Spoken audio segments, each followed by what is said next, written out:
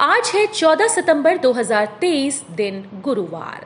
Welcome back to clean news MP. चलिए देखते हैं मध्य प्रदेश की 25 फटाफट बड़ी खबरों को। इससे पहले आप न्यूज को कहां से देख रहे हैं हमें कमेंट में बताना बिल्कुल ना भूलें। साथ ही हमारे फेसबुक पेज को भी फॉलो करें। फेसबुक पेज का लिंक डिस्क्रिप्शन में दिया गया है। हड़ताली पटवारियों से जयवर्धन ने की मुलाकात, किया ये वादा। एमपी में पटवारियों की हड़ताल का 17वां दिन हो गया है। 25 साल से वेतनमान नहीं बढ़ाने पर पटवारी हड़ताल पर हैं। गुना में पूर्व कैबिनेट मंत्री जयवर्धन सिंह धरना स्थल पर पहुंचकर पटवारियों से मुलाकात की और कहा कि कांग्रेस सरकार बनते ही पहली कैबिनेट में पटवारियों का 2800 ग्रेड पे वेतनमान और पुरानी पेंशन बहाली योजना लागू की जाएगी। साथ ही सभी संविदा कर्मियों को भी चरणबद्ध तरीके से नियमित किया जाएगा। 75 लाख एलपीजी कनेक्शन फ्री में देगी केंद्र सरकार। केंद्र की मोदी सरकार ने करीब आ रहे लोकसभा चुनाव के बीच फ्री एलपीजी कनेक्शन वाली उज्ज्वला योजना को अगले 3 साल तक के लिए बढ़ा दिया है और पेपरलेस अदालतों की स्थापना के लिए विस्तार के लिए 7,210 करोड़ रुपए वाली e court mission mode project phase 3 के लिए मंजूरी दी है। एमपी में 450 रुपए में मिलेगा रसोई गैस सिलेंडर, सरकार ने जारी किए नियम। मध्य प्रदेश में 1,31,00,000 लाडली बहनों को 1,000 रुपए प्रतिमाह देने के बाद शिवराज सरकार ने एक और बड़ा कदम उठाते हुए रसोई गैस सिलेंडर 450 रुपए में उपलब्ध कराने का निर्णय लिया। बुधवार को खाद्य नागरिक आपूर्ति और उपभोक्ता संरक्षण विभाग ने सभी कलेक्टर्स, ऑयल कंपनीज को योजना का लाभ दिलाने के लिए पत्र जारी किया। विभाग की ओर से जारी किए गए नियमों में उन महिलाओं को फायदा होगा जो उज्ज्वला योजना से जुड़ी हुई हैं। साथ ही उन लाडली बहनों को भी सरकार की योजना का लाभ मिलेगा जिनके नाम पर गैस सिलेंडर का कनेक्शन है और लाडली बहना योजना से जुड़ी हुई हैं। मुख्यमंत्री लाडली बहना आवास योजना को मिली मंजूरी, इस दिन से शुरू होगा आवेदन। मुख्यमंत्री शिवराज सिंह चौहान की अध्यक्षता में हुई कैबिनेट बैठक में फैसला लिया गया। पीएम आवास योजना से वंचित आवासहीन परिवारों को लाडली बहना आवास योजना में पंजीयन के लिए राज्य सरकार पैसे देगी। जिन लोगों को प्रधानमंत्री जन आवास और आवास प्लस योजना के तहत भी घर नहीं मिला, उनके लिए कैबिनेट मुख्यमंत्री लाडली बहना आवास योजना 2-3 में फॉर्म लेना शुरू करेगी। सरकार का बड़ा फैसला, इस बार मिलेगा 5 किलो ज्यादा राशन। अगर आप राशन कार्ड धारक हैं तो ये खबर आपके लिए खास हो सकती है। बता दें कि सरकार ने हाल ही में एक बड़ा फैसला लिया है। इस फैसले के बाद सरकार के 15 करोड़ राशन कार्ड धारकों को काफी फायदा होगा। प्रधानमंत्री गरीब कल्याण अन्न योजना के तहत सरकार ने कार्ड धारकों को इसी माह के अंत तक 5 किलो अतिरिक्त राशन उपलब्ध कराया है। वहीं सरकार ने सभी अपात्रों का नाम सूची से हटाने की पहल की। हालांकि मीडिया में ऐसे दावे किए गए लेकिन कोई स्पष्ट जानकारी नहीं दी गई।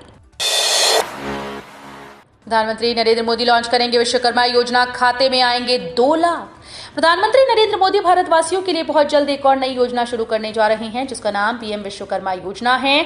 पीएम विश्वकर्मा योजना की शुरुआत करने का ऐलान मोदी ने 15 अगस्त को लाल किले से कर दिया था, जिसकी शुरुआत अब वर्चुअल रूप से 17 सितंबर को शुरू किया जाएगा। इसमें निचले स्तर के कामगार, शिल्पकारों और कारीगरों को बढ़ावा देने हेतु उन्हें राज्य द्वारा आर्थिक सहायता के रूप में 15,000 रुपयों का टूल किट और काफी कम ब्याज दरों में चरणानुसार 2 लाख की राशि केंद्र सरकार द्वारा लोन की सुविधा प्रदान की जाएगी। सीएम शिवराज सिंह ने किया मूल्यांकन और प्रभाव आकलन केंद्र की स्थापना। मध्य प्रदेश के मुख्यमंत्री शिवराज सिंह चौहान ने राज्य में मूल्यांकन और प्रभाव आकलन केंद्र की स्थापना की। सीएम शिवराज सिंह ने कहा कि डेटा की महत्वपूर्ण भूमिका होती है जिसका मुख्य उद्देश्य विभिन्न शासकीय योजनाओं, परियोजनाओं और कार्यक्रम के प्रभावों का आकलन करना है ताकि सभी वर्ग के लोगों को प्रशासन की योजनाओं का लाभ मिल सके। कमलनाथ करप्शन का हैवान, पोस्टर वायरल। एमपी में फिर पोस्टर वार शुरू हो गया है। भोपाल में शाहरुख की फिल्म जवान के पोस्टर को एडिट कर कमलनाथ की फोटो लगाई गई। इसमें शाहरुख की जगह कमलनाथ को दिखाया गया। साथ ही पोस्टर में करप्शन का हैवान लिखा है। इसे लेकर कांग्रेस ने बीजेपी पर निशाना साधा।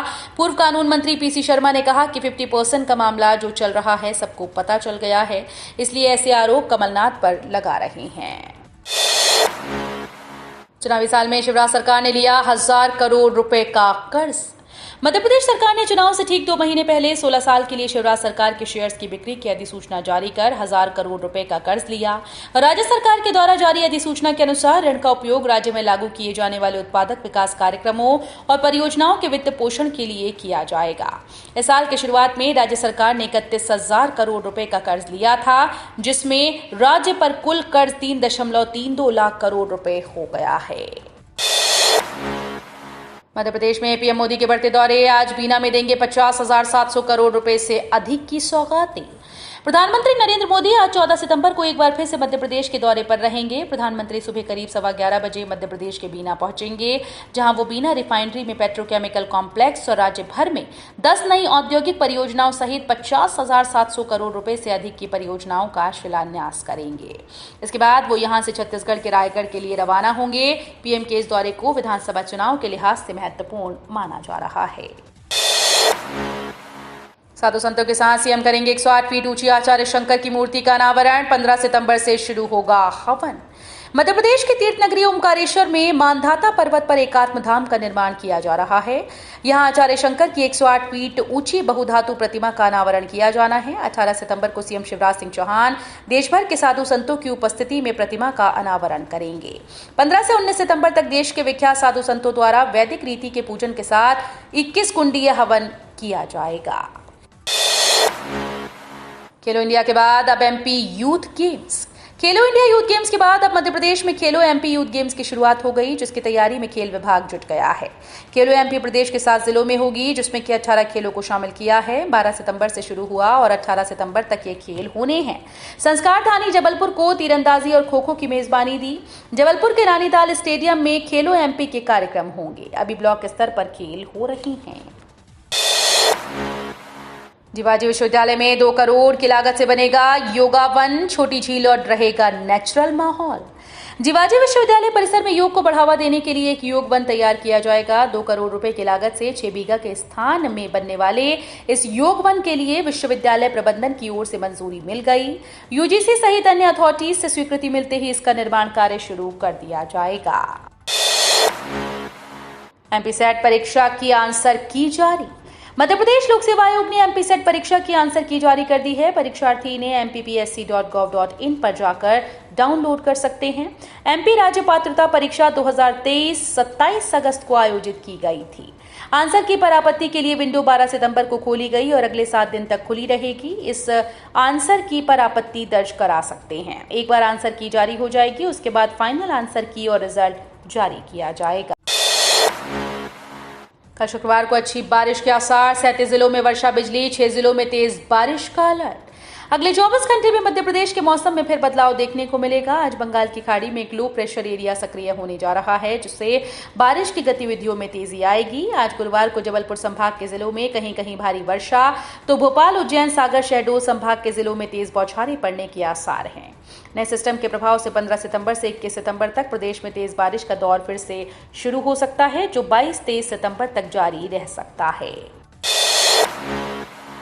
सनातन को कोसने वालों पर बरसे सीएम योगी। इंदौर पहुंचे सीएम योगी ने नाथ मंदिर के कार्यक्रम में सनातन धर्म को कोसने वालों की जमकर फटकार लगाई। उन्होंने कहा कि उन्हें राम की परंपरा अच्छी नहीं लगती, उन्हें कृष्ण की परंपरा अच्छी नहीं लगती। वे लोग विदेशी हुकूमत को और विदेशी आक्रांताओं को आज भी अपना आका मानना चाहते हैं।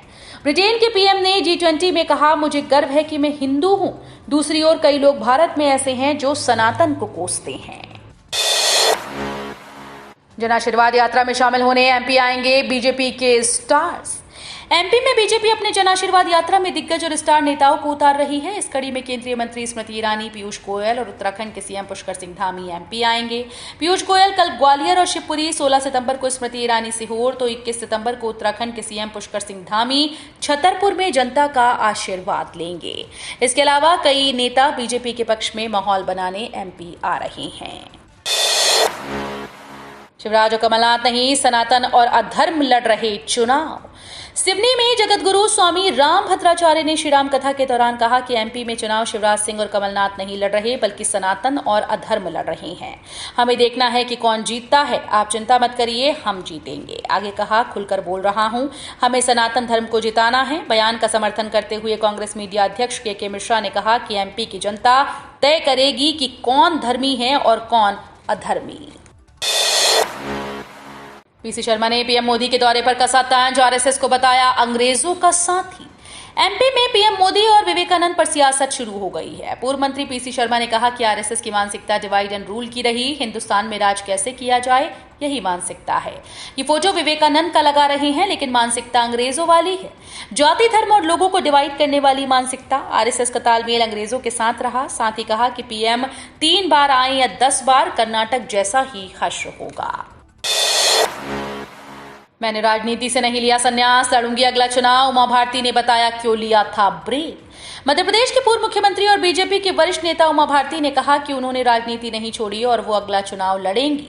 मध्य प्रदेश के बुंदेलखंड क्षेत्र के सागर जिले में एक सार्वजनिक बैठक को संबोधित करते हुए उन्होंने कहा कि उन्होंने केवल 5 साल का ब्रेक लिया क्योंकि वो लंबे समय से काम कर रही थी। उन्होंने कहा, मैंने पिछली बार चुनाव लड़ने से इनकार कर दिया था क्योंकि मैं काफी लंबे समय से काम कर रही थी। मैंने 5 साल के लिए ब्रेक लेने के बारे में सोचा। विपक्षी गठबंधन इंडिया की पहली रैली अक्टूबर के पहले सप्ताह में भोपाल में होगी। इंडिया गठबंधन की पहली रैली अक्टूबर के पहले सप्ताह में भोपाल में होगी। बुधवार को विपक्षी गठबंधन इंडिया की कोऑर्डिनेशन की कमेटी की पहली बैठक हुई। इसके बाद कांग्रेस नेता केसी वेणुगोपाल ने कहा कि देश के अलग अलग राज्यों में रैली करने का फैसला लिया है। पहली रैली अक्टूबर के पहले सप्ताह में भोपाल में आयोजित होगी। इससे पहले प्रदेश में विपक्षी गठबंधन की पहली रैली को ताकत दिखाने के रूप में देखा जा रहा है। साथ ही रैली में साझा उम्मीदवारों को लेकर स्थिति साफ होने की बात कही जा रही है। फ्लो इंदौर चैप्टर का शिराइज कॉन्क्लेव एंड एक्सपो 15 सितंबर को। महिला उद्यमिता को बढ़ावा देने के लिए देश के 19 शहरों में कार्य कर रहे federation of Indian chambers of commerce and industries के लेडीज ऑर्गेनाइजेशन यानी फिक्की फ्लो के इंदौर चैप्टर द्वारा एक दिवसीय मेगा इवेंट शिराइज कॉन्क्लेव एंड एक्सपो का आयोजन 15 सितंबर को इंदौर में होगा। इस आयोजन का उद्देश्य महिला उद्यमियों को सशक्त बनाना है। बड़ा तालाब और नर्मदा में क्रूज पर रोक। भोपाल के बड़ा तालाब और नर्मदा में क्रूज व मोटर बोट पर एनजीटी ने रोक लगा दी है। एनजीटी ने कहा कि क्रूज और मोटर बोट से उत्सर्जित सल्फर और नाइट्रोजन ऑक्साइड पानी को एसिडिक बना देता है, जिसके चलते ये इंसानों और जलीय जीवों के लिए कैंसरकारी है। एनजीटी ने 3 माह के अंदर इस आदेश का पालन सुनिश्चित कर रिपोर्ट पेश करने के निर्देश दिए।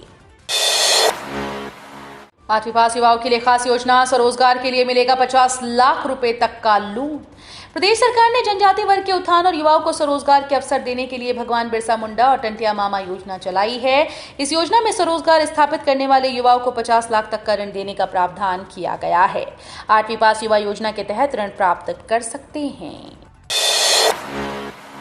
सुरजेवाला ने कहा, कांग्रेस का शब्द पत्थर की लकीर, बीजेपी ने किया पलटवार। एमपी कांग्रेस प्रभारी रणदीप सुरजेवाला ने कहा कि कांग्रेस का वचन पत्र पत्थर की लकीर है। साथ ही सुरजेवाला ने रामायण की चौपाई पढ़ी कि रघुकुल रीत सदा चली आई, प्राण जाए पर वचन न जाए। इस पर कैबिनेट मंत्री विश्वास सारंग ने कहा कि सुरजेवाला वही हैं जो जनता को राक्षस कह रहे थे। पिछला वचन पत्र उठाकर देख लें, किसान कर्ज माफी और बेरोजगारी भत्ता जैसा एक भी वचन पूरा नहीं किया। तो ये थी आज की 25 फटाफट बड़ी खबरें। अगर आपको न्यूज पसंद आई हो तो वीडियो को लाइक और शेयर जरूर करें। धन्यवाद।